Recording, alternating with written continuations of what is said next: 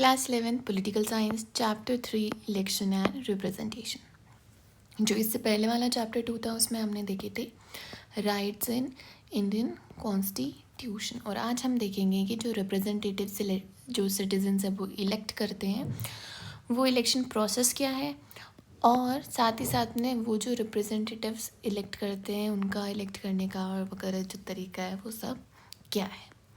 अब इंट्रोडक्शन की बात करते हैं तो अपनी बुक में एग्जाम्पल्स वगैरह कुछ दिए हुए, जैसे कि सबसे पहले दिया हुआ है कि क्या हो अगर चेस के अंदर जो नाइट है वो अपनी नॉर्मल चाल ना चले और सीधा स्ट्रेट मूव करना शुरू कर दे, या फिर एक क्रिकेट का मैच हो जहाँ पे एम्पायर नहीं हो।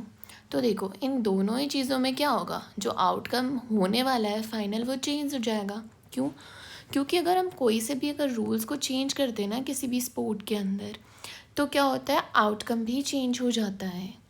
और अगर क्रिकेट के अंदर जो एम्पायर है वो इम्पार्शल नहीं है तो भी क्रिकेट का मैच का जो आउटकम है वो चेंज हो जाएगा। हो सकता है वो उन्हें ज़्यादा फेवर करे दूसरी टीम को। और ऐसे ही सिमिलरली जैसे यहाँ रूल्स और इम्पार्शल एम्पायर ज़रूरी है, वैसे ही जो अपने इलेक्शन नाम का जो एक गेम है, इलेक्शन प्रोसेस जो है उसके अंदर भी रूल्स और जो मशीनरी है जो कंडक्ट करवाती है इलेक्शंस उसका इम्पार्शल होना ज़रूरी है। अब ये तो जो दोनों चीज़ें हैं, एक तो इम्पार्शल मशीनरी कंडक्ट करवाने के लिए और रूल्स, ये दोनों ही चीज़ें कॉन्स्टिट्यूशन के अंदर लिखी हुई है। मतलब ये जो दोनों चीज़ें हैं इलेक्शन करवाने के लिए, एक तो मशीनरी और एक रूल्स हैं, उसको कॉन्स्टिट्यूशन मेकर्स हैं उन्होंने गवर्नमेंट के ऊपर डिसाइड करने के लिए नहीं छोड़ा। उन्होंने मोटा मोटा जो फ्रेम है, जैसे कि वोट कौन कर सकते हैं, कौन एलिजिबल है, कौन इलेक्शन लड़ सकते हैं, कौन कैंडिडेट बन सकते हैं, जो प्रोसीजर है वो कैसे, अकाउंटिंग कैसे होंगी, रिजल्ट्स कैसे डिक्लेयर होंगे, ये वाली जो मोटी मोटी चीज़ है वो ऑलरेडी कॉन्स्टिट्यूशन में उन्होंने लिख के भेजी है। These are already written down in the constitution. इस चैप्टर में हम देखेंगे कि अपन ने जो इलेक्शन मेथड चूज़ किया है उसकी इम्पोर्टेंस क्या है, जो अपनी इम्पार्शल मशीनरी ये इलेक्शंस को कंडक्ट करवाने की उसके इम्प्लीकेशंस क्या पड़ते हैं, और क्या कोई हमें अमेंडमेंट्स करने चाहिए, क्या कोई सजेशन है जिससे अपना जो इलेक्टोरल प्रोसेस है वो और ज़्यादा अच्छा हो सके। ये सब चीज़ें हम देखेंगे। Now comes the second point book का, जो कि है इलेक्शन एंड डेमोक्रेसी। इसमें 2 क्वेश्चंस आते हैं। कौन से? क्या डेमोक्रेसी के बिना इलेक्शंस हो सकते हैं, और दूसरा क्वेश्चन आता है कि नहीं, जो पहला क्वेश्चन है वो है कि क्या डेमोक्रेसी हो सकती है बिना इलेक्शंस के, एंड जो सेकंड क्वेश्चन है वो है कि क्या इलेक्शन हो सकते हैं बिना डेमोक्रेसी के। तो हम फर्स्ट क्वेश्चन को देखते हैं कि क्या डेमोक्रेसी पॉसिबल है बिना इलेक्शंस को होल्ड करें। तो इसमें क्या है, देखो डेमोक्रेसी की अगर हम बात करते हैं तो डेमोक्रेसी का बेसिक प्रिंसिपल क्या है, by the people, for the people, to the people. तो इसमें सब कुछ पीपल से रिलेटेड है, तो इन लोगों का रिप्रेजेंटेशन ज़रूरी है। तो डेमोक्रेसी की फॉरमोस्ट चीज़ ही यही है कि लोगों की रिप्रेजेंटेशन हो अच्छी खासी। अब एग्जाम्पल के तौर पे अगर हम बात करें कि इंडिया भी एक डेमोक्रेसी है, तो इस बात पे हमें अगर हम बोलेंगे इंडिया कैसे डेमोक्रेसी है, ये क्वेश्चन पूछते हैं ज़्यादातर लोग आंसर करेंगे कि अपनी कंट्री में इलेक्शंस होते हैं, और हमारा दिमाग ले जाएगा अपन को जो अपने लास्ट इलेक्शंस हुए थे उनकी तरफ। तो ये जो रिप्रेजेंटेशन है ना, ये 2 टाइप के रिप्रेजेंटेशन होते हैं, एक डायरेक्ट और दूसरा इनडायरेक्ट। जो डायरेक्ट रिप्रेजेंटेशन है उसमें क्या होता है, जो सिटीजन्स है कंट्री के वो डायरेक्टली पार्टिसिपेट करते हैं जो day to day decision making procedure होता है उसके अंदर। यानी ये सब लोग एक साथ बैठते हैं या किसी भी दूसरे प्रोसीजर वाले तरीके के अंदर से क्या करते हैं, कोई एक डिसीजन लेना है यस और नो का। तो ये जो सारे सिटीजन्स हैं ना, जितने भी लोग यहाँ पे रह रहे हैं, ये सब डायरेक्टली डिसीजन लेंगे यस और नो का। और ऐसी वाला जो डिसीजन मेकिंग प्रोसीजर होता है उसको डायरेक्ट रिप्रेजेंटेशन वाली चीज़ को बोला जाता है। इसका एग्जाम्पल हमें देखने को मिलता है एंशंट सिटी स्टेट्स जो थे ग्रीस के, उनके अंदर। और अभी करंट टाइम में अपनी जो ग्राम सभा है जहाँ पे सरपंच और वार्ड पंच वगैरह बैठते हैं, और फिर गांव के जितने भी लोग हैं वो सब बैठते हैं मिलके, और फिर ये सारे लोग मिलके डिसीजन लेते हैं। तो यहाँ पे क्या कर रहे हैं ये लोग, डायरेक्ट डेमोक्रेसी, डायरेक्ट पार्टिसिपेट कर रहे हैं किसी भी डिसीजन को लेने के लिए। तो ग्राम सभा भी एक डायरेक्ट डेमोक्रेसी, डायरेक्ट रिप्रेजेंटेशन का पार्ट है। बट क्या है, ये जो डायरेक्ट रिप्रेजेंटेशन वाली चीज़ है ना, ये पॉसिबल नहीं है हर जगह। क्यों? क्योंकि देखो अपनी जो कंट्री है या बाकी ऐसी जो जगह है जहाँ पे पॉपुलेशन बहुत अच्छी खासी है, यहाँ पर क्या होता है जो लैक्स एंड करोड्स ऑफ लोग हैं, अगर किसी जगह पर ये लैक्स एंड करोड्स ऑफ लोगों को डिसीजन लेना है, तो ऐसे में डिसीजन मेकिंग जो प्रोसेस है ना वो बहुत ज़्यादा डिफ़िकल्ट हो जाएगा, ईजी नहीं होगा, बहुत मेसी हो जाएगा। तो हर जगह पे ये जो डायरेक्ट रिप्रेजेंटेशन है वो चीज़ पॉसिबल नहीं है। तो इस चीज़ को फिर भी डिसीजन तो लेने हैं और लोगों का रिप्रेजेंटेशन चाहिए, सिंस डेमोक्रेसी है। तो क्या करते हैं जो लोग हैं वो खुद के मतलब उन्हीं लोगों में से कुछ लोग हैं जिनको वो इलेक्ट करते हैं रिप्रेजेंटेटिव के तरीके से, और यही रिप्रेजेंटेटिव फिर क्या करते हैं, डिसीजंस लेते हैं। People elect their representatives for decision making.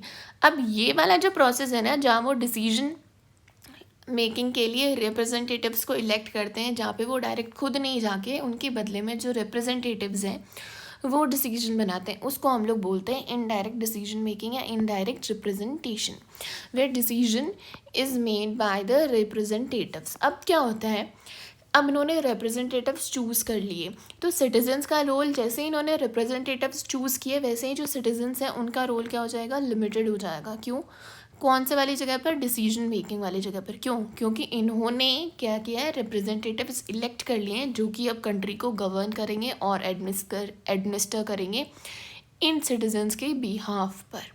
इसीलिए वो मेथड जिनके थ्रू इन रिप्रेजेंटेटिव्स को इलेक्ट करा गया है वो अपने लिए बहुत ज़रूरी हो जाता है, और उस मेथड को हम लोग इलेक्शन बोलते हैं। इसीलिए हम लोग इलेक्शन के बारे में पढ़ेंगे।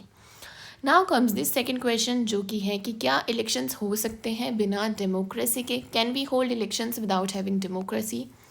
तो एक नॉर्मल सा फैक्ट है कि not all elections are democratic in nature. सारे इलेक्शंस डेमोक्रेटिक नहीं होते अपने नेचर के, मतलब डेमोक्रेटिक नेचर के नहीं होते सारे इलेक्शंस। अलग अलग टाइप के इलेक्शंस होते हैं, ज़रूरी नहीं कि वो सारे डेमोक्रेटिक हो नेचर के अंदर। तो क्या है, इस चीज़ का कैसे पता चलता है, क्योंकि जो नॉन डेमोक्रेटिक कंट्रीज़ है ना उनमें भी इलेक्शंस होते हैं। स्पेशली ऐसी नॉन डेमोक्रेटिक कंट्रीज़ के जो रूलर्स हैं ना वो लोगों को ऐसे बताना चाहते हैं, उनको गुमराह करना चाहते हैं ताकि वो अपने जो रूल है उसको वो जस्टिफाई कर सकें कि ये जो रूलर है ना ये भी डेमोक्रेटिक रूलर ही है। बट इन रियलिटी में ये होते नहीं है। क्यों, क्योंकि ये इलेक्शन एक ऐसे तरीके से करवाते हैं in a way which do not threaten their rule, जिससे इनका जो रूल है ना उसको कोई खतरा नहीं हो। ये जो इलेक्शंस होंगे इनमें कोई लूप वगैरह होल वगैरह ढूंढ लेंगे, इलेक्शंस करवा देंगे, बट अल्टीमेटली होगा क्या, यही जो रूलर्स है ना यही वापस इलेक्शन के बाद में आने हैं वहाँ पे। तो ऐसे ही इलेक्शंस भी होते हैं। तो अब क्वेश्चन आता है कि क्या कर सकते हैं हम लोग, कैसे मेजर्स ले सकते हैं जिससे क्या हो ये जो इलेक्शंस होना ये डेमोक्रेटिक मैनर के अंदर कंडक्ट किए जाएँ। What can be done to ensure elections are conducted in democratic manner? तो अपना जो इंडियन कॉन्स्टिट्यूशन है ना उसमें कुछ बेसिक रूल्स लिखे हुए हैं इलेक्शन के, जिसके थ्रू हम ये मतलब अपने कॉन्स्टिट्यूशन ने एक मेजर लिया है ये, जिससे क्या होगा जो इलेक्शंस है ना वो डेमोक्रेटिक मैनर में कर सके। और ये क्या है कि कॉन्स्टिट्यूशन ने खुद के अंदर रूल्स वगैरह लिखे हुए हैं इलेक्शन प्रोसीजर को कंडक्ट करने की, कि कौन सुपरवाइज करेगा, कौन वोट कर सकता है, कौन कंटेस्ट कर सकता है, यानी कौन लड़ सकता है, कौन वोट करेगा, कौन करवाएगा। ये जो 3 क्वेश्चंस है ना, ये जो 3 क्वेश्चंस का जो जवाब अपने कॉन्स्टिट्यूशन में लिखा हुआ है ये है क्वेश्चंस, और ये वो प्रोविजंस है जिनके थ्रू अपने कंट्री में फ्री और फेयर इलेक्शंस होते हैं, यानी डेमोक्रेटिक इलेक्शंस होते हैं। फिर इसमें बाकी चीज़ें भी लिखी हुई है कि इलेक्शन को करवाने का प्रोसीजर क्या है, इलेक्शन करवाएंगे वो कैसे करवाएंगे, जो रिप्रेजेंटेटिव्स इलेक्ट करेंगे वो कैसे होंगे, और जो लोगों ने वोट करे उनकी जो काउंटिंग है वो कैसे करी जाएंगी। और ये जो लास्ट के जो 2 क्वेश्चन है इससे इंश्योर होता है कि जो लोग हैं उनको फेयर रिप्रेजेंटेशन मिल रही है। ऐसा नहीं हो रहा कि वो वोट किसी और को दे रहे हैं बट आके कोई और ही कर रहा है, वो ईवीएम में गड़बड़ी हो गई है, ऐसी वाली चीज़ को ये कॉन्स्टिट्यूशन जो है मना करता है। Now comes the election system in India, कि अपने इंडिया में कौन सा इलेक्शन सिस्टम है। देखो, इलेक्शन कंडक्ट करवाने के डिफरेंट मेथड्स हैं, और यही जो डिफरेंट मेथड्स हैं इन्हीं को डिफरेंट सिस्टम्स ऑफ इलेक्शंस बोलते हैं। अब इलेक्शन करवाने के मेथड्स अलग हैं, तो इलेक्शन में कैंपेनिंग करने के जो मेथड्स हैं, प्रचार करने के जो मेथड्स हैं वो भी अलग हैं। तो क्या ये जो अलग अलग मेथड्स हैं, अलग अलग तरीके हैं, अलग अलग सिस्टम है इलेक्शन को कंडक्ट करवाने के लिए। इनके लिए क्या कोई रूल्स हैं, क्या कोई अथॉरिटी है जो ये सारी जो चीज़ें इनको कंडक्ट करवाती है? अब हाँ है, और ये सारी जो चीज़ें हैं ये अपने कॉन्स्टिट्यूशन में लिखी हुई है।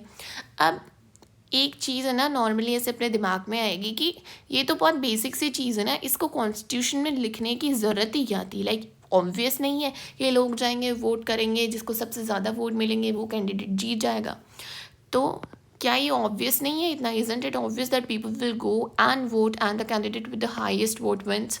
नहीं, ये इतना ऑब्वियस नहीं है, क्योंकि ये अपना जो सिस्टम है, अपने वोट करने का जो सिस्टम है, अपने दिमाग में यही बैठा, अपन को लगता है इसके अलावा कोई दूसरा सिस्टम हो ही नहीं सकता। बट रियलिटी अलग है, इतने सिंपल इलेक्शन सिस्टम्स नहीं हुआ करते हैं। देखो, जो डेमोक्रेटिक इलेक्शन होता है ना, डेमोक्रेटिक इलेक्शन के अंदर लोग वोट करते हैं और लोग अपने प्रेफरेंस से डिसाइड करते हैं कि उन्हें कौन रूलर चाहिए, कौन नहीं चाहिए।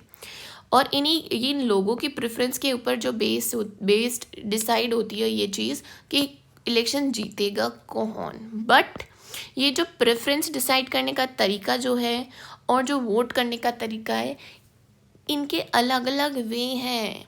कैसे? देखो, एक ही तरीके से वोट नहीं करते लोग, या एक ही तरीके से प्रेफरेंस डिसाइड नहीं करी जाती कि लोग किसको चाहते हैं। देखो, एक तरीका तो ये हो गया ना कि सबसे ज़्यादा जिसने वोट किया, लोग शायद उसको प्रेफरेंस ज़्यादा देना चाहते हैं, इसलिए हमने उसको विन करवा दिया।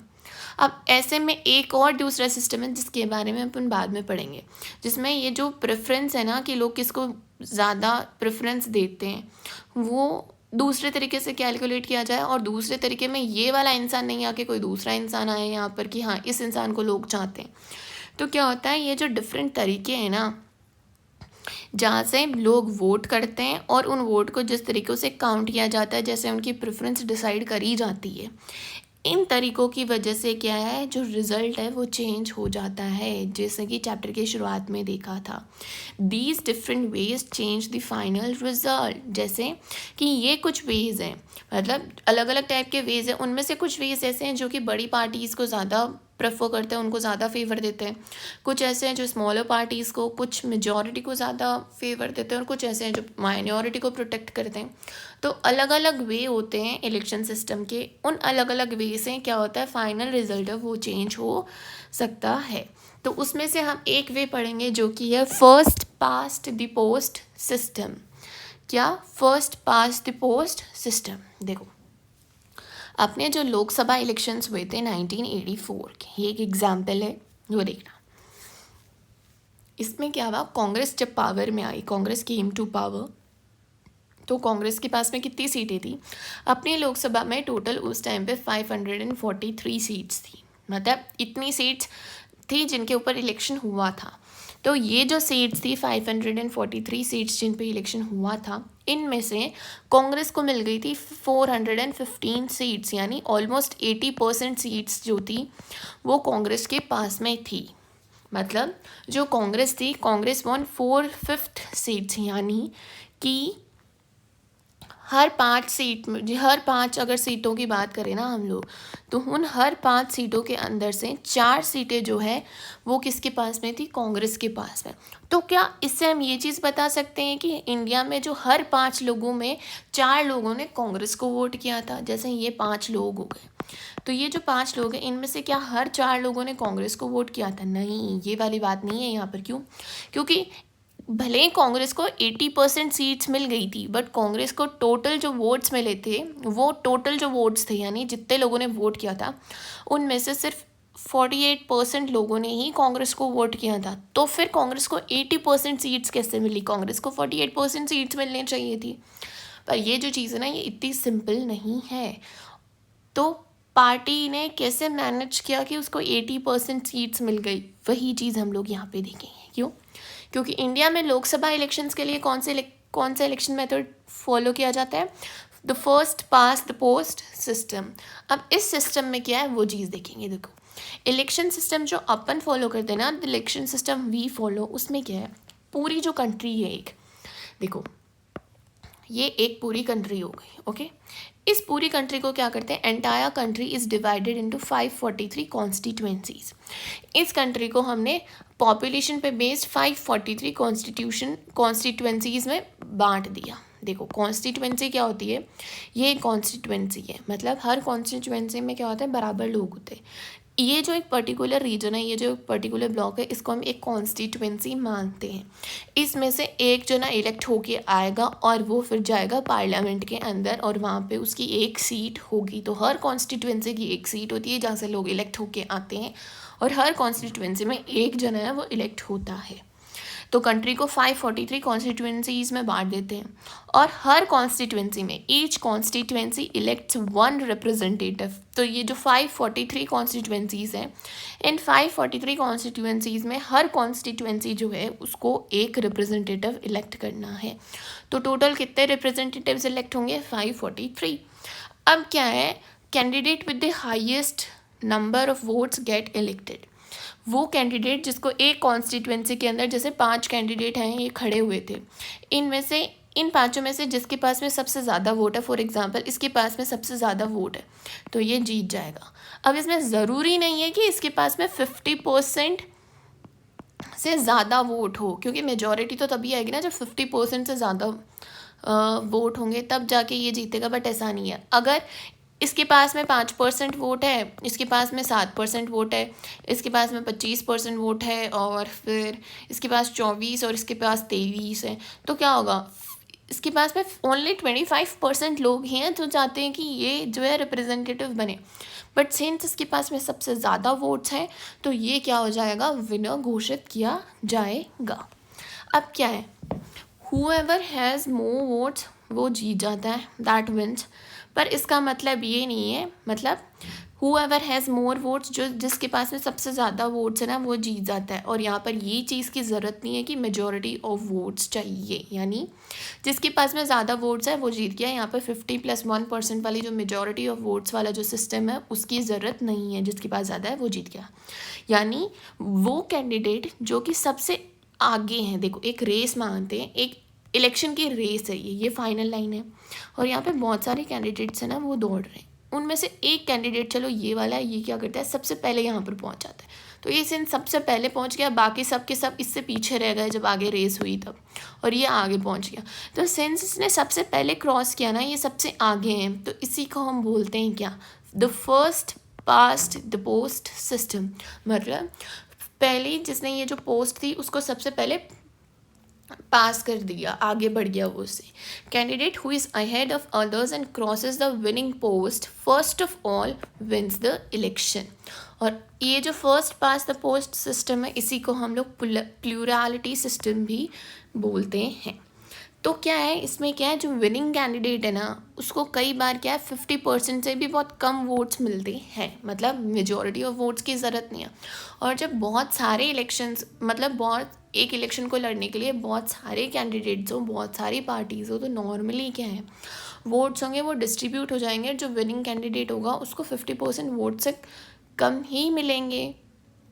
मतलब देखो, जिन जिन कैंडिडेट्स ने, जिन जिन लोगों ने इस जो पर्टिकुलर विनिंग कैंडिडेट है इसी को वोट कर दिया, उनके वोट तो काम में आ गए, पर जिन्होंने बाकी को वोट किया उनके वोट वेस्ट हो गए। इस सिस्टम में ये होता है। तो सिमिलरली ऐसे क्या हुआ, कांग्रेस को 80% लोगों ने वोट नहीं किया था, उनको 48% लोगों ने ही वोट किया था। बट उनके जो कैंडिडेट है ना, उनको पर कॉन्स्टिट्यूएंसी में, ये जो 415 कॉन्स्टिट्यूएंसी है, इतनी कॉन्स्टिट्यूएंसी के अंदर उनके जो रिप्रेजेंटेटिव थे, उनके जो कैंडिडेट थे, उनको ज़्यादा वोट्स मिले हैं जो बाकी कैंडिडेट्स थे ना उनसे। इसीलिए यहाँ पर इनको 80% सीट्स मिली है और वोट सिर्फ 48% थे।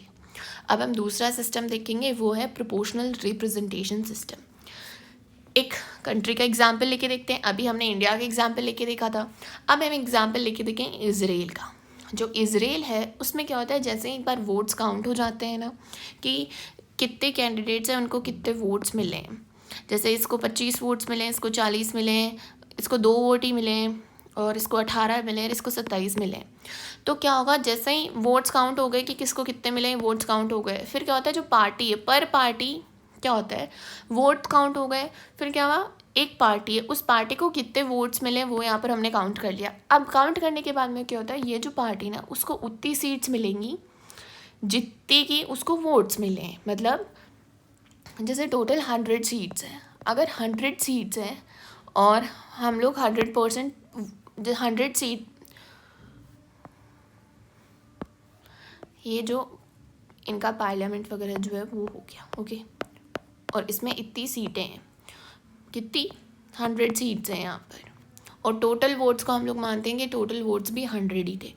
उसमें से एक पर्टिकुलर पार्टी है बी, ये जो पार्टी बी है ना, इसको वोट कितने मिले हैं, इसको मिले हैं 25 वोट्स मिले हैं, 25% वोट्स मिले हैं, यानी इन 100 में से 25 लोगों ने इसको वोट किया है।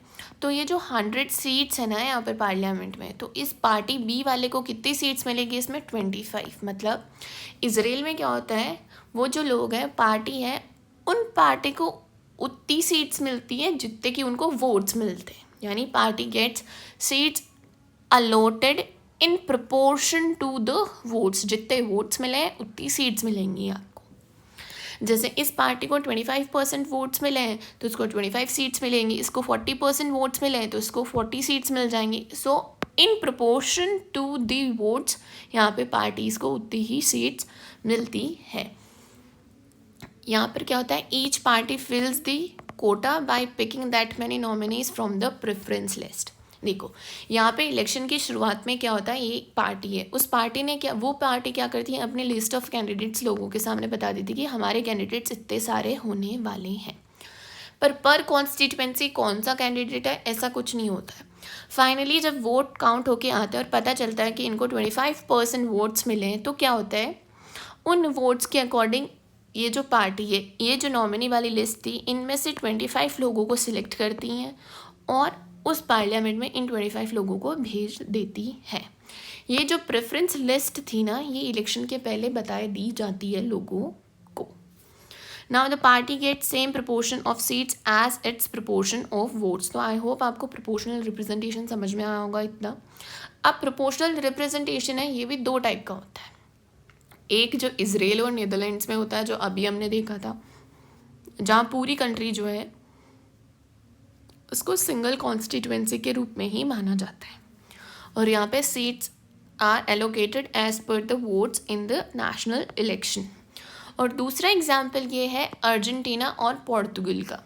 यहाँ पे क्या होता है, जो कंट्री है उस कंट्री को मल्टी मेंबर कॉन्स्टिट्यूएंसीज में बांट दिया जाता है। मतलब यहाँ पर तो इजराइल और नीदरलैंड्स में क्या हो रहा था, पूरी कंट्री एक कॉन्स्टिट्यूएंसी थी, बट अर्जेंटीना और पोर्तुगल में क्या होता है, जैसे अपने इंडिया में कॉन्स्टिट्यूएंसीज बांट दी जाती है ना कंट्रीज़ में, वैसे यहाँ पर कॉन्स्टिट्यूएंसीज बांट दी जाती है।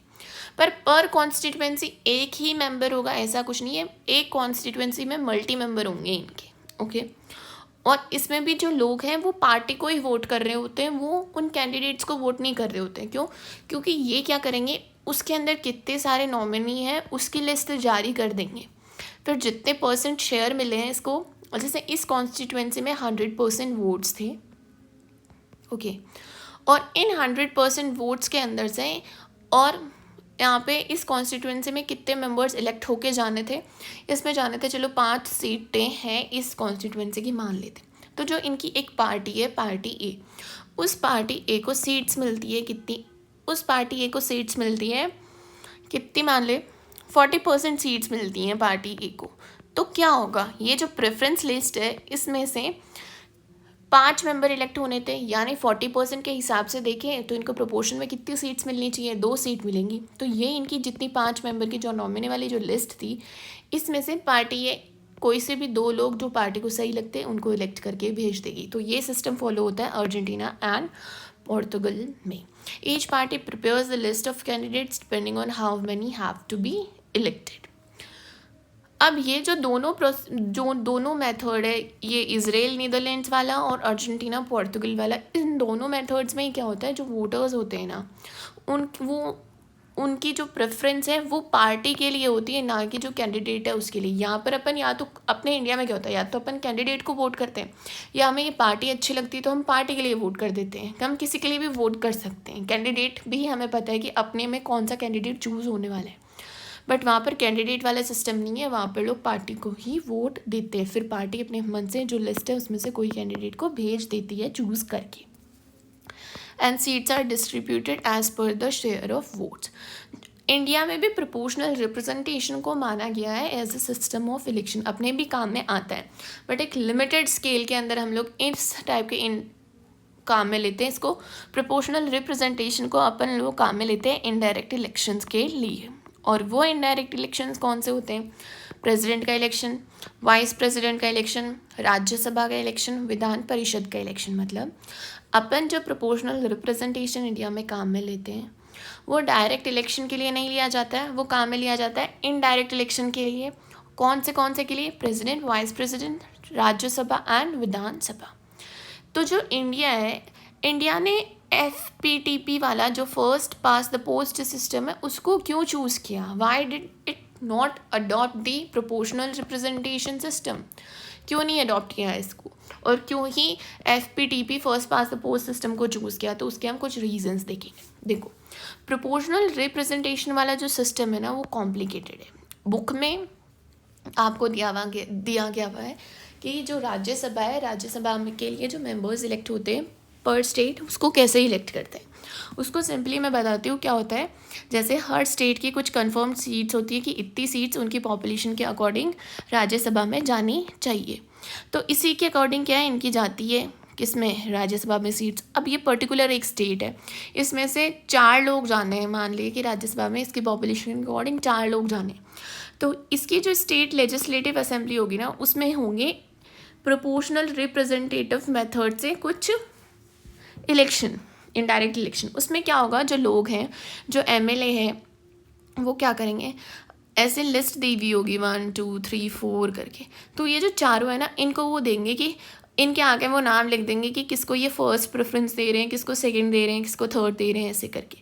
फिर सब लोगों की काउंट होगी जिसके पास में फर्स्ट प्रेफरेंस पे कौन कौन है। अगर फर्स्ट प्रेफरेंस वाले को 50% से ज़्यादा वोट नहीं मिले तो फिर ये जो फोर्थ वाला, इस फोर्थ वाले के जो प्रेफरेंस है ना, इस फोर्थ वाले को तो कैंसिल कर देंगे, और इसने जिसको दिया है ना उन सबको फिर जो सेकंड वाला है उसको दे देंगे, और ऐसे करके ऐसे होता है। मतलब जिन लोगों ने ये जो लास्ट नंबर, देखो जब काउंटिंग करी तो एक है जो हाईएस्ट नंबर पे आया है बट उसके पास में 50% सीट्स, 51% सीट्स नहीं हो पाई है, फिर एक है जो उससे कम है, फिर एक कम है, फिर ये जो चौथा जो सबसे लास्ट वाला है ना, ये जिन जिन लोगों ने इसको फर्स्ट प्रेफरेंस दी हुई थी, फिर क्या करेंगे, इसकी फर्स्ट प्रेफरेंस को ये लोग काट देंगे, और जिन्होंने इस इंसान को वोट किया था उनके में जो सेकंड प्रेफरेंस पे जो था ना उसको आप उनकी फ़र्स्ट प्रेफरेंस मान लेंगे और उसको ऐड करेंगे इसके अंदर, और फिर भी अगर कोई नहीं आया तो फिर वापस थर्ड वाले के साथ में सेम प्रोसीजर रिपीट करेंगे जब तक कि किसी एक के पास में 50+1 की मेजॉरिटी नहीं होती। तो ये सिस्टम क्या है, काफ़ी कॉम्प्लिकेटेड सिस्टम है। इस सिस्टम को कॉम्प्लिकेटेड है इसीलिए ये छोटी जो पॉपुलेशन है ना उसके लिए वर्क कर सकता है। इंडिया जैसी बड़ी कंट्री, डाइवर्स कंट्री के लिए ये चीज़ पॉसिबल नहीं है, ये डिफ़िकल्ट है अपनी इंडिया जैसी एक बड़ी सब कॉन्टिनेंटल टाइप की कंट्री के लिए। सिमिलरली जो first past the post system है ना वो प्रोसेस बहुत सिंपल है। एक जो इंसान पढ़ा लिखा भी नहीं है उसको भी ये चीज़ बहुत इजी तरीके से समझ में आ सकती है कि अपना इलेक्शन का सिस्टम कैसे काम कर सकता है, क्या कितना सिंपल है। जिसके पास में सबसे ज़्यादा वोट्स होंगे वो जीतेगा, इसमें कुछ कॉम्प्लिकेशंस वगैरह कुछ नहीं है। तो ये प्रोसेस सिंपल है इसलिए हमने इसको चूज़ किया, और कोई भी ले मेन भी, मतलब जो नॉर्मल कॉमन लोग हैं जिनके पास में कोई बहुत हाई फाई डिग्री भी नहीं है वो भी इस प्रोसेस को ईजीली समझ सकते हैं।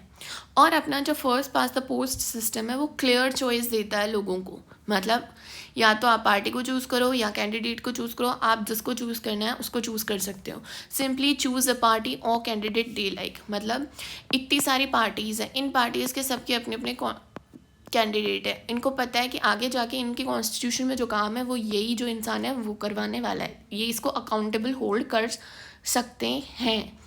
इनके पास एकदम क्लियर चॉइस है डिपेंडिंग अपॉन द पॉलिटिक्स, मतलब उस टाइम पे कंट्री में कैसी पॉलिटिक्स चल रही है, पार्टी को ज़्यादा सपोर्ट कर रहे हैं लोग कि कैंडिडेट को ज़्यादा सपोर्ट कर रहे हैं, उसके बेसिस पर या तो जो वोटर्स हैं वो पार्टी को ज़्यादा इम्पॉर्टेंट समझ के पार्टी के लिए वोट कर सकते हैं, चाहे उनका कैंडिडेट बकवास ही क्यों ना हो, या फिर वो अपने कैंडिडेट के लिए वोट करते हैं, उन्हें पार्टी से कोई मतलब नहीं होता कि अल्टीमेटली काम तो कैंडिडेट ने करना है ना अपने यहाँ पर, तो वो अपने तरीके से डिसाइड कर सकते हैं कि उनको किस पे वोट करना है। तो अपन को यहाँ पे FPTP first past the post system में बहुत क्लियर चॉइस मिलती है। मतलब it offers choice not only between the parties, जैसे कि प्रोपोर्शनल रिप्रेजेंटेशन में हो रहा था Israel, Netherlands, Argentina, Portugal and all in सब में, but also between the candidates. अब फोर्थ पॉइंट क्या है, जो FPTP वाले सिस्टम है उसमें क्या है, वोटर्स है वो अपना रिप्रेजेंटेटिव कौन है वो इलेक्शन देने से पहले जानते हैं कि ये वो कैंडिडेट्स है, इनमें से जो जीतेगा वो अपना रिप्रेजेंटेटिव होगा, और मैं इसको वोट दे रहा हूँ, और अगर ये जीता तो ये मेरा रिप्रेजेंटेटिव होगा, कल को कुछ भी प्रॉब्लम हुई तो मैं इसको अकाउंटेबल होल्ड कर सकता हूँ। तो जो उनका रिप्रेजेंटेटिव जीतता है, they are able to hold him or her accountable for the any action he has taken। और सिमिलरली जो प्रोपोर्शनल रिप्रेजेंटेटिव वाला सिस्टम होता है उसमें क्या होता है, there is no one representative, कोई एक रिप्रेजेंटेटिव उनकी पर्टिकुलर जगह का वैसे होता ही नहीं है जिसको कि वो क्या है एक पर्टिकुलर लोकेलिटी के लिए रिस्पॉन्सिबल या अकाउंटेबल घोषित कर सके। नाउ और जो कॉन्स्टिट्यूशन मेकर्स थे ना, उनको ये चीज़ एक और लगी थी, देखो अगर प्रोपोर्शनल रिप्रेजेंटेटिव वाला सिस्टम हुआ ना तो हो सकता है वो स्टेबल गवर्नमेंट नहीं थे पार्लियामेंट्री सिस्टम के लिए, और अपने पास में पार्लियामेंट्री सिस्टम था। पार्लियामेंट्री सिस्टम में क्या होता है, पार्लियामेंट के अंदर ज़रूरी है ये चीज़ स्टेबल गवर्नमेंट के लिए, ये अच्छा वर्क करे इसके लिए कि लेजिस्लेचर के अंदर एग्जीक्यूटिव की मेजॉरिटी हो। एग्जीक्यूटिव यानी काउंसिल ऑफ मिनिस्टर्स एंड जो ये एग्जीक्यूटिव्स हैं ना उनकी मेजॉरिटी हो लेजिस्लेचर के अंदर। बट प्रोपोर्शनल रिप्रेजेंटेशन में ये वाली चीज़ नहीं होती, पॉसिबल मतलब कम होती है। बट FPTP वाले सिस्टम में क्या होता है, जो वो पार्टी जिसके पास में सबसे ज़्यादा सीट्स हैं या वो कोalition जिसके पास में सबसे ज़्यादा सीट्स हैं वो मेजॉरिटी बनाती है, और मेजॉरिटी बन जाती है तो स्टेबल गवर्नमेंट बन जाती है। फिर वो पार्लियामेंट्री जो गवर्नमेंट है उसका स्मूथ और इफेक्टिव फंक्शनिंग होती है, जिससे स्टेबल गवर्नमेंट होती है वो कंट्री के लिए काम कर सकती है। तो FPTP वाला जो सिस्टम है वो क्या करता है, अपन को एक स्टेबल गवर्नमेंट देता है पार्लियामेंट्री सिस्टम के लिए।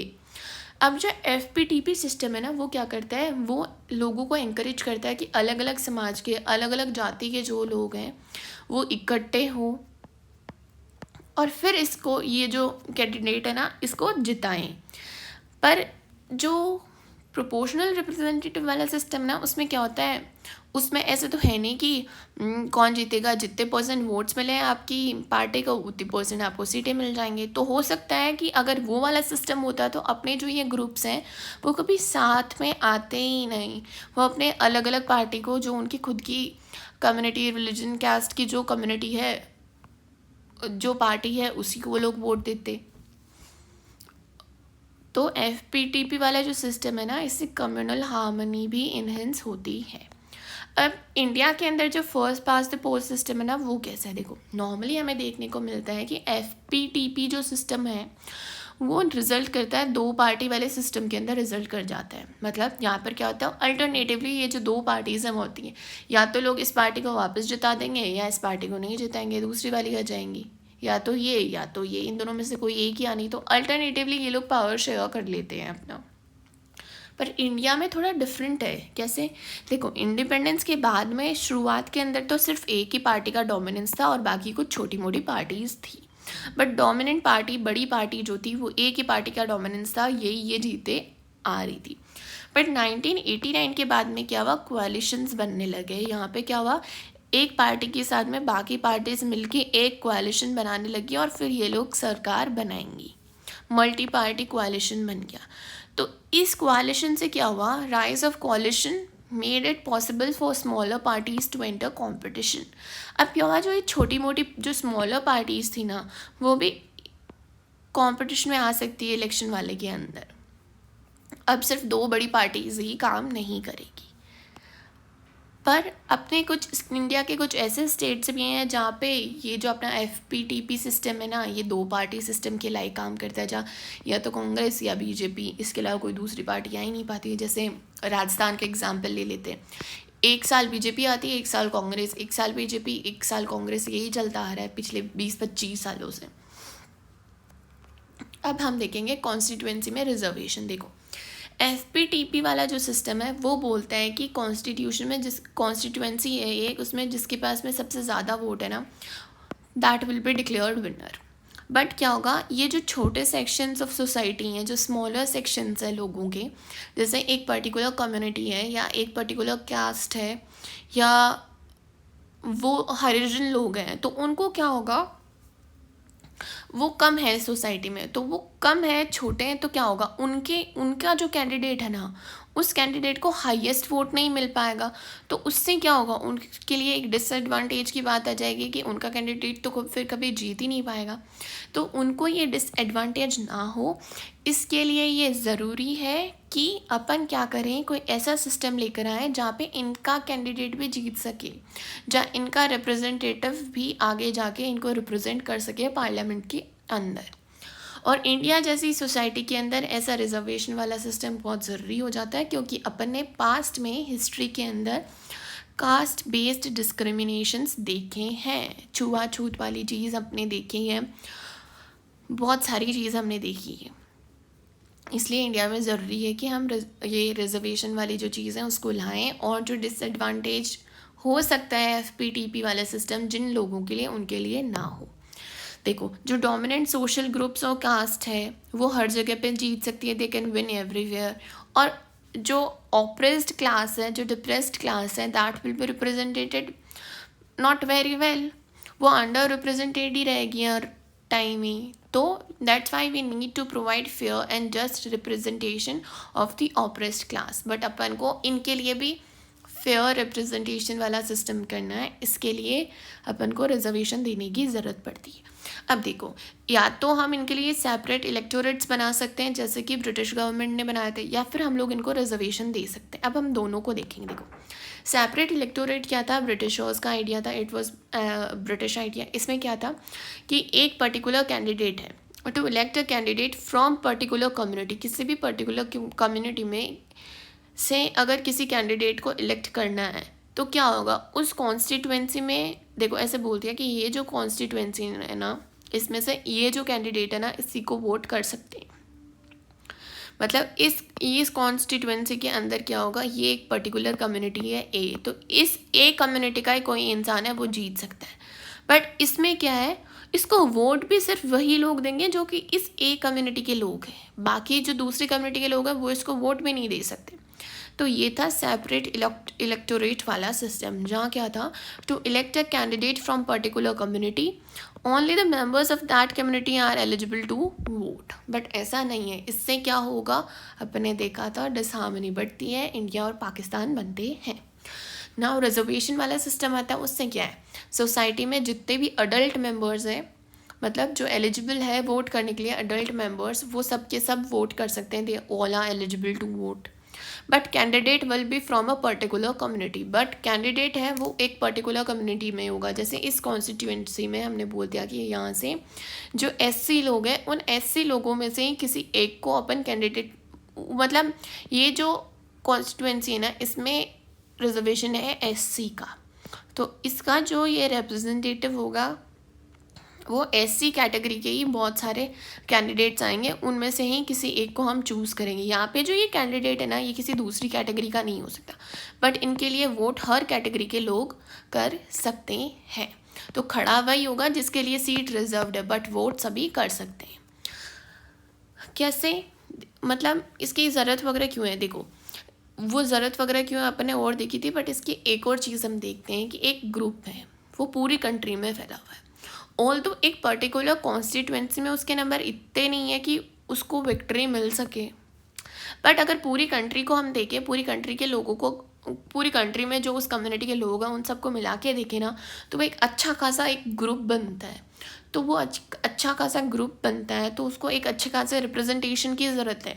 इसीलिए to ensure the proper representation we need reservation system. Constitution में लोकसभा के लिए, जो स्टेट लेजिस्लेटिव असेंबलीज़ हैं उनके लिए रिजर्वेशन दिया हुआ है, किस किस को, ये जो शेड्यूल कास्ट और शेड्यूल ट्राइब्स है इनके लिए। शुरुआत में इनको सिर्फ 10 साल का रिजर्वेशन दिया था कि 10 साल के अंदर शायद ये उभर पाएंगे, तो 10 साल के बाद में इस रिजर्वेशन को ख़त्म कर देंगे या फिर ज़रूरत होगी तो इसको और एक्सटेंड कर देंगे। बट हर 10 साल में कुछ ना कुछ अमेंडमेंट्स होते गए और अभी जो है ये 2030 तक एक्सटेंड है इनका जो रिजर्वेशन है ना वो। और इसके 2030 के बाद में पार्लियामेंट है वो खुद डिसीजन ले सकता है कि इसको आगे एक्सटेंड करना है कि नहीं करना है। और सीट्स रिजर्व कौन से प्रोपोर्शन में होती है, जिस प्रोपोर्शन में उनके नंबर है, मतलब जितने लोग हैं उतने परसेंट सीट्स उनको मतलब जितने परसेंट लोग हैं उतनी परसेंट सीट्स इनको मिलती हैं। जैसे लोकसभा के अंदर 543 इलेक्टेड सीट्स होती हैं, उनमें से स्केड्यूल कास्ट जो है उसको 84 सीट्स मिलती हैं और स्केड्यूल ट्राइब है उसको 47 सीट्स मिलती है।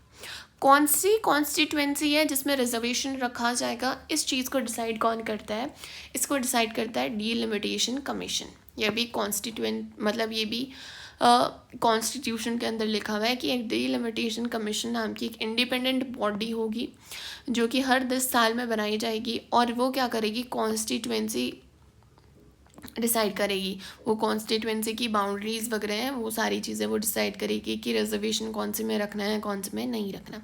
डीलिमिटेशन कमीशन प्रेसिडेंट द्वारा अपॉइंट की जाती है and it works in collaboration with the election commission के साथ में मिलकर ये काम करती है। ये कॉन्स्टिट्यूएंसीज़ की बाउंड्री डिसाइड करती है।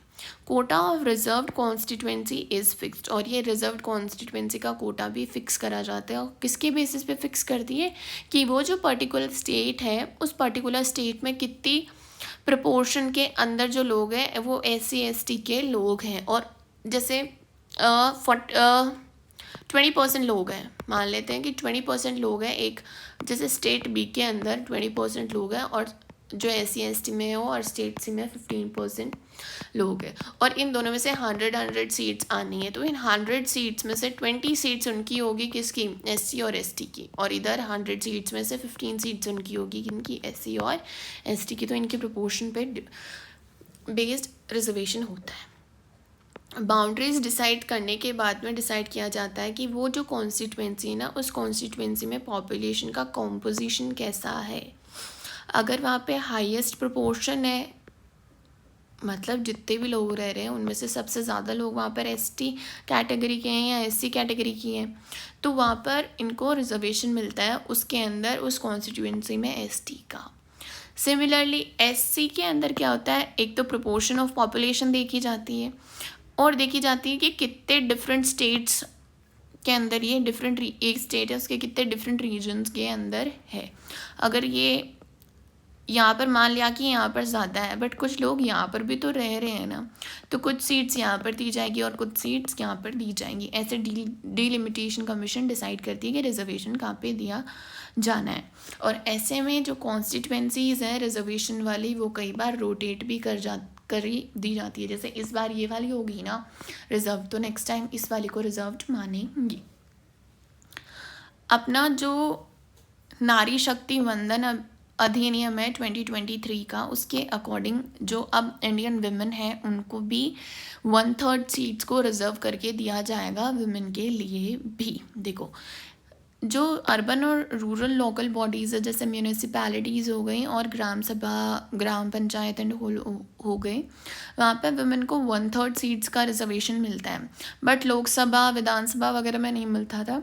तो 23 के अंदर एक एक्ट पास किया गया था नारी शक्ति वंदन अधिनियम। उस अधिनियम के अकॉर्डिंग, इस एक्ट के अकॉर्डिंग जो वुमेन है उनको अब लोकसभा और विधानसभा के अंदर भी 1/3 सीट्स का रिजर्वेशन मिलेगा। और ये इसलिए क्योंकि वुमेन बहुत कम इलेक्ट होके आती है बट हमें इनकी रिप्रेजेंटेशन है उसको भी प्रॉपर बनाना है।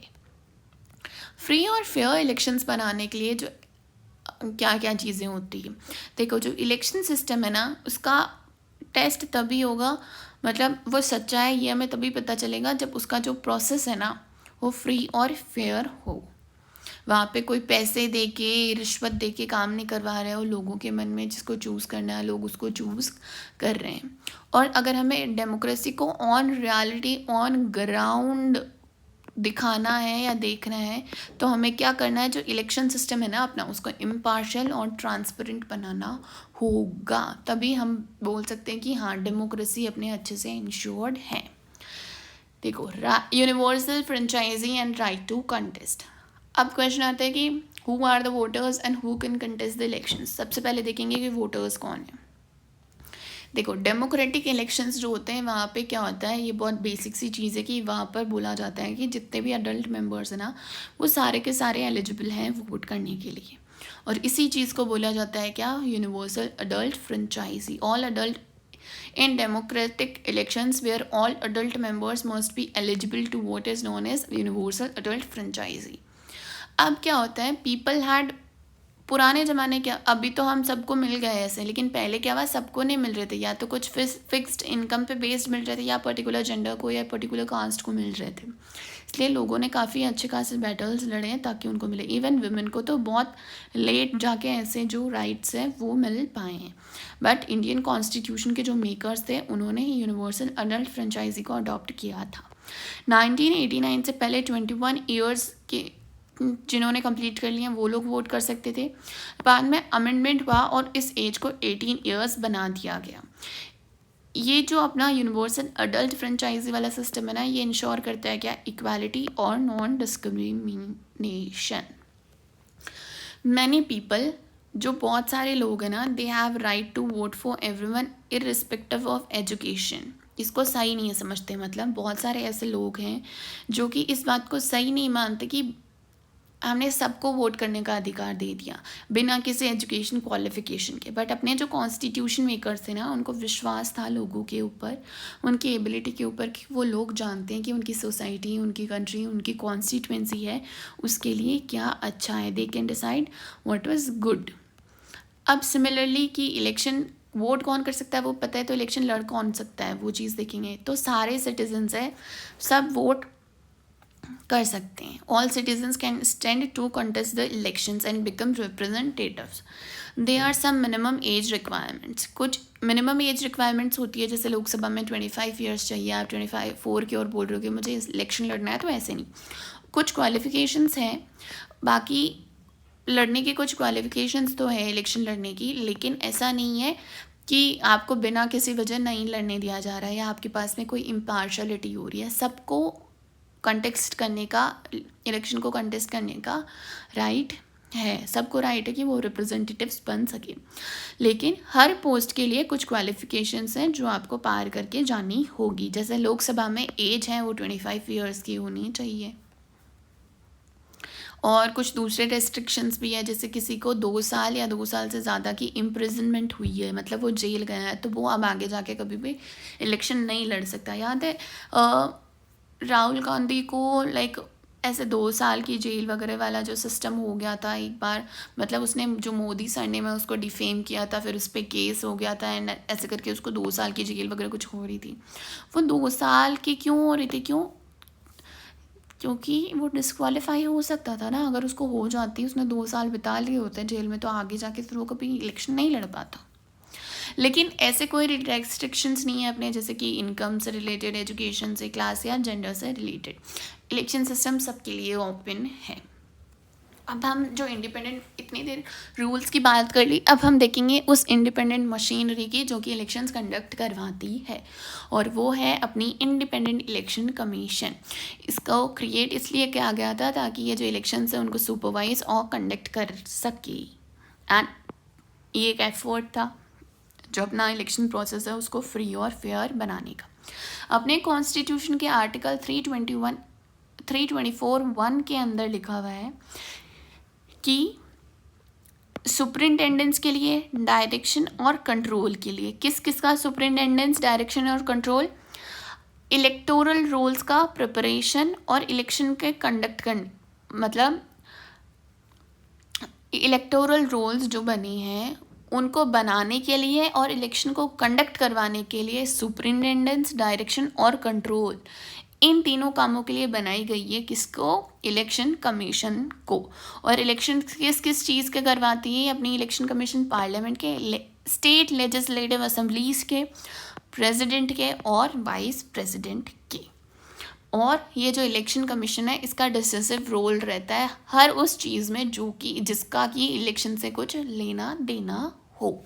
और सुप्रीम कोर्ट ने भी इलेक्शन ये जो इलेक्शन कमीशन है उसकी ये जो चीज़ है everything to do with elections में इसका डिसिसिव रोल रहेगा, इस बात से एग्री किया है। जो स्टेट इलेक्शन कमीशन है ना, वो जो अपनी नेशनल वाली जो इलेक्शन कमीशन है उससे इंडिपेंडेंट तौर पे काम करती है, वो इसके अंडर नहीं आती है। इलेक्शन कमीशन या तो सिंगल मेंबर भी हो सकती है और मल्टी मेंबर बॉडी भी हो सकती है। देखो शुरुआत अपने इंडिपेंडेंस के बाद में ये सिंगल मेंबर ही थी, बट 1989 के इलेक्शंस थे उससे पहले क्या हुआ, 2 इलेक्शन कमिश्नर्स को अपॉइंट कर दिया गया था और इलेक्शंस के बाद में वापस से इसको सिंगल मेंबर की तरह रखा गया। फिर 1993 के इलेक्शंस के टाइम पर 2 इलेक्शन कमिश्नर जो थे और अपॉइंट कर दिए गए थे और उसके बाद से अभी तक ये क्या है, मल्टी मेंबर बॉडी है सिंस देन। अब कुछ डिफरेंट ओपिनियंस थे लोगों के कि जो चीफ इलेक्शन कमिश्नर है और बाकी जो 2 कमिश्नर्स हैं ना उनके पास में पावर, किसके पास में कितनी पावर है। तो ये जो ओपिनियन का जो डिफरेंस था, डिस्प्यूट था, इसको सॉल्व किया है सुप्रीम कोर्ट ने। सुप्रीम कोर्ट ने कहा है कि जो चीफ इलेक्शन कमिश्नर है ना, जो CEC है, he presides over the election commission. वो कोई मीटिंग होती तो जो चीफ इलेक्शन कमिश्नर है ना वो उस मीटिंग को चेयर करेगा। ओके, वो चेयरमैन है इसका, वो प्रिसाइड करता है इलेक्शन कमीशन को। बट इसका मतलब ये नहीं है कि उसके पास में ये जो बाकी जो अदर 2 कमिश्नर्स हैं इससे ज़्यादा पावर है, ऐसा नहीं है। इन तीनों के पास में इक्वल पावर है टू टेक द डिसीजंस। वो ऐसे सभी डिसीजंस लेने के पास में इनके पास में इक्वल पावर है जो कि इलेक्शन से रिलेटेड हो एज अ कलेक्टिव बॉडी। मतलब ये जो 3 लोग हैं, जो चीफ इलेक्शन कमिश्नर है, बाकी जो 2 कमिश्नर्स हैं ना, इनके पास में इक्वल पावर है डिसीजन लेने की और ये सब लोग एक कलेक्टिव बॉडी की तरह मिलके डिसीजन लेंगे कि पर्टिकुलर चीज़ में क्या करना चाहिए। मतलब ये पहले डिसीजन ले लेंगे अंदर ही अंदर और उसके बाद में लोगों को बताएंगे। Appointed by the president, president appoint करता है उसको, लेकिन प्रेसिडेंट अपनी मर्जी से किसी को भी अपॉइंट नहीं कर देता, वो अपॉइंट करता है उन लोगों को जो कि काउंसिल ऑफ मिनिस्टर्स एडवाइस करते कि हाँ इसको अपॉइंट करना चाहिए। बट इसमें एक प्रॉब्लम ये हो सकती है कि since council of ministers are ruling party के, तो हो सकता है वो कुछ ऐसे लोगों को अपॉइंट करे जो कि इलेक्शन के टाइम पर इनकी पार्टी को सपोर्ट करे। तो इसलिए कुछ सजेशंस दिए जाते हैं कि ये जो अपॉइंटमेंट वाला सिस्टम है ना, इसके प्रोसीजर को थोड़ा चेंज कर देना चाहिए और एडवाइस ऑफ काउंसिल मिनिस्टर्स के साथ साथ में जो अपोजिशन का लीडर है उससे भी कंसल्ट करें और जो इंडिया का चीफ जस्टिस हैं उनको भी कंसल्ट करें।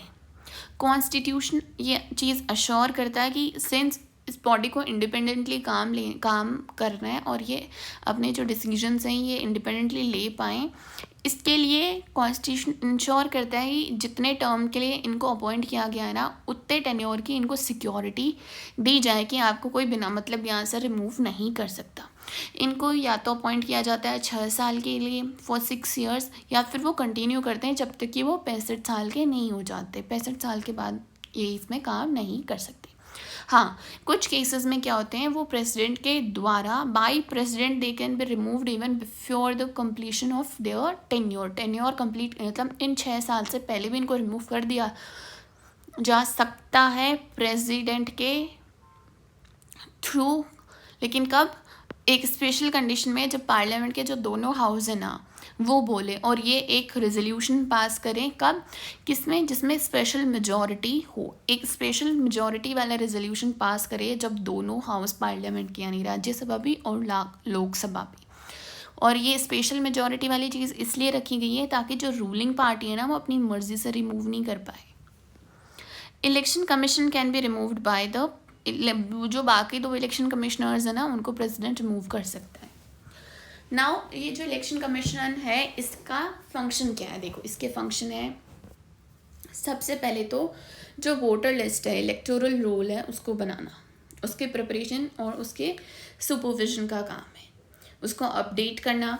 मतलब उसमें कोई भी किसी भी टाइप का एरर नहीं रहे, जैसे कि या तो उसमें किसी ऐसे इंसान का नाम नहीं होना चाहिए जो कि एलिजिबल ही नहीं है वोट करने के लिए, यानी हो सकता है वो इंसान अभी एज में उतना ही नहीं है या फिर वो इंसान जिंदा ही नहीं है बट स्टिल उसका नाम है। ये existence of non eligible voters, या फिर हो सकता है कि जो एलिजिबल हैं उनके नाम नहीं है। तो इस किसी भी टाइप का एरर नहीं हो, इस चीज़ का ध्यान कौन रखता है? Election commission. और इलेक्शन कमीशन ही डिटरमाइन करता है इलेक्शन के जितने भी चीज़ें, उनकी टाइमिंग और जो इलेक्शन स्केड्यूल है उसको भी प्रिपेयर करता है। जैसे कि इलेक्शन होने वाले हैं, उसका नोटिफिकेशन कब रिलीज़ करना है, उसका नोटिफिकेशन है वो भी रिलीज़ कौन करता है? इलेक्शन कमीशन रिलीज़ करते हैं। जो कैंडिडेट अपना नॉमिनेशन फाइल करते हैं कि हाँ मैं खड़ा होना चाहता हूँ, उसकी डेट क्या है, कब से शुरू हो रहे हैं, कब ख़त्म हो रहे हैं। अपना नाम हटाने की जो है वो लास्ट डेट क्या है विड्रॉवल की, मतलब किस दिन इलेक्शन होने वाले हैं, काउंटिंग कब तक कंप्लीट हो जाएगी, रिजल्ट कब डिक्लेयर होंगे।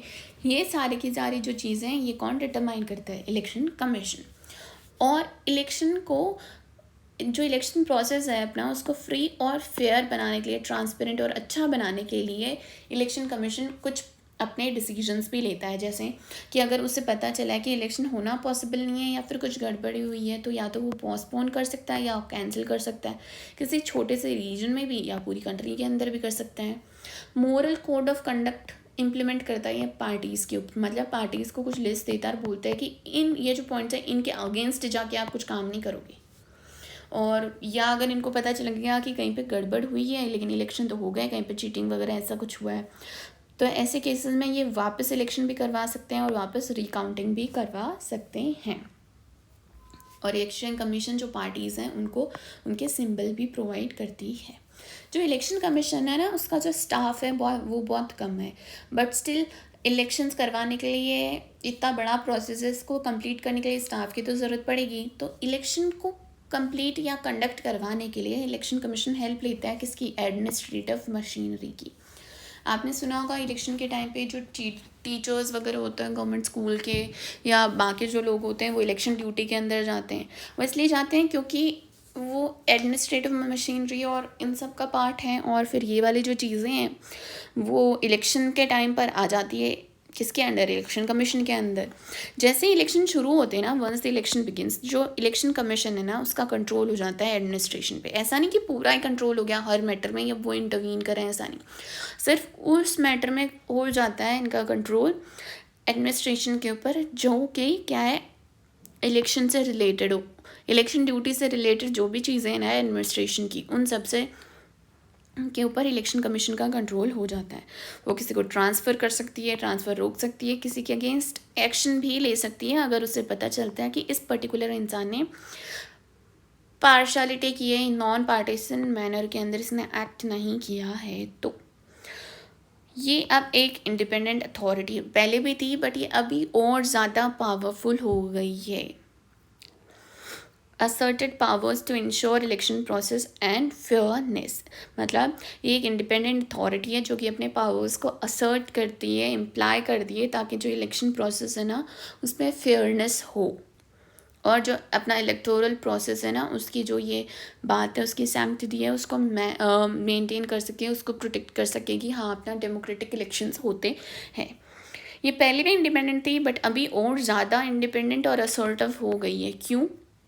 अपने कॉन्स्टिट्यूशन पावर्स की वजह से नहीं, बट इसलिए क्योंकि ये जो एग्जिस्टिंग इसके पावर्स वगैरह थे ना, मतलब ऐसा नहीं कि अभी हमने इसके पावर्स बढ़ाए, बट जो पहले से जो पावर्स थे उनको अभी इसने मोर इफ़ेक्टिवली यूज़ करना शुरू कर दिया है। देखो 1951 और 52 वाले टाइम से जो अपने फर्स्ट इलेक्शंस हुए थे, उसके बाद से अभी तक 17 लोकसभा इलेक्शंस हो चुके हैं और बहुत सारे स्टेट्स के अंदर इलेक्शन हो चुके हैं और बाई इलेक्शंस हो चुके हैं, मतलब री इलेक्शन वाली जो चीज़ है वो हो चुकी है।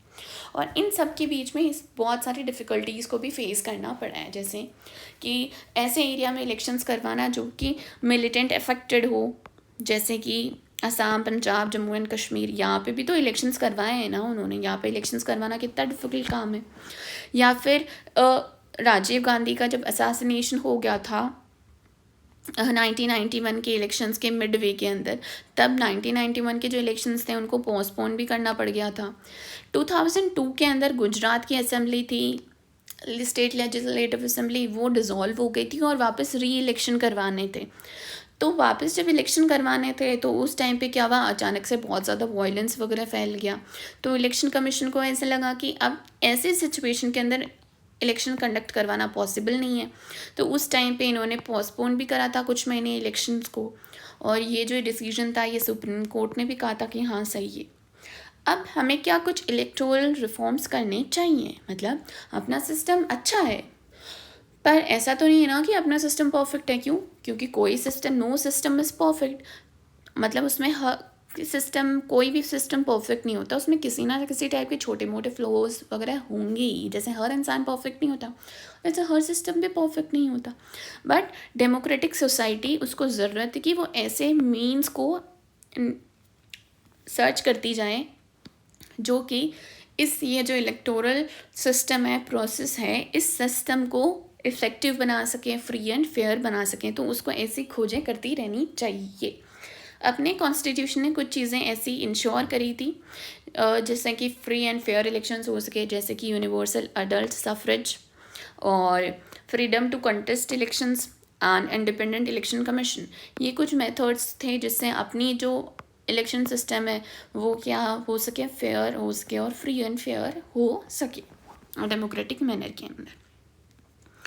पिछले 72 ईयर्स के अंदर कुछ बहुत सारे रिफॉर्म्स के सजेशंस आए हैं, जैसे कि हमें FTP वाला जो सिस्टम है उसको चेंज करके किसी टाइप का, दूसरे टाइप का या नए टाइप का प्रोपोर्शनल रिप्रेजेंटेशन वाला सिस्टम ले आना चाहिए, ताकि जो छोटी पॉलिटिकल पार्टीज़ है और जो पॉलिटिकल पार्टीज़ हैं उनको सीट्स उनके शेयर ऑफ वोट्स के अकॉर्डिंग ही मिले, या ऐसा कि जो वुमेन है उनको 1/3 रिजर्वेशन मिल सके लोकसभा इलेक्शंस के अंदर भी। इसका तो एक्ट पास कर दिया ना 2023 के अंदर। ऐसे ही ये जो इलेक्शन में जो एक्सपेंस होता है, प्रचार होते हैं, तो इसमें बहुत अच्छा खासा पैसा आता है, मनी लॉन्ड्रिंग का काम होता है, पैसे देके वोट खरीद दिए जाते हैं। तो एक स्ट्रिक्टर कंट्रोल कर सके हम लोग मनी रोल के अंदर, मतलब इलेक्टोरल जो पॉलिटिक्स है ना, इलेक्शन वाले टाइम पे जो पॉलिटिक्स वगैरह खेली जाती है, उस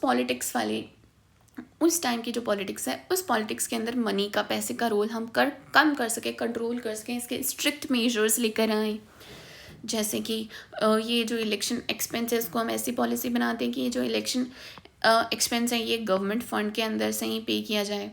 या एक 4th पॉइंट ऐसा आता है कि जो कैंडिडेट्स हैं जिनके ऊपर किसी भी टाइप का क्रिमिनल केस है, ऑल दो उसकी अभी तक सुनवाई भी नहीं हुआ, बट उनके ऊपर रजिस्टर्ड है कि हाँ इन्होंने क्राइम किया है, तो हमें ऐसे लोगों को क्या करना चाहिए, अलाउ नहीं करना चाहिए कंटेस्ट करने के लिए, इलेक्शन को कंटेस्ट करने के लिए।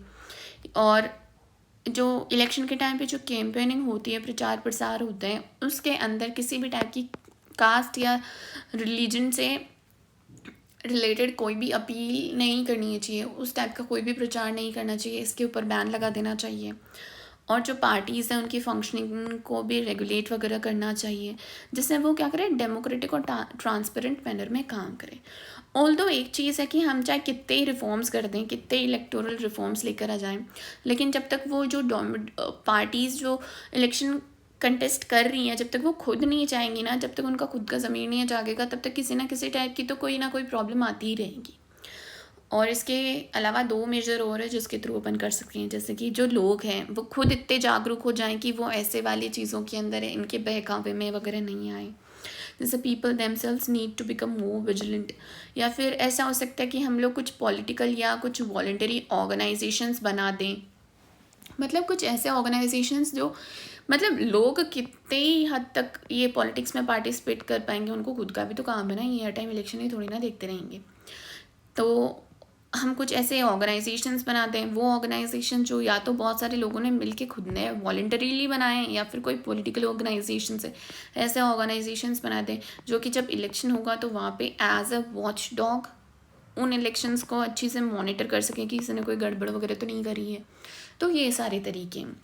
इसमें से आपको कोई भी डाउट हो तो please write in the comment section, feedback, everything, I will try to solve it. Thank you.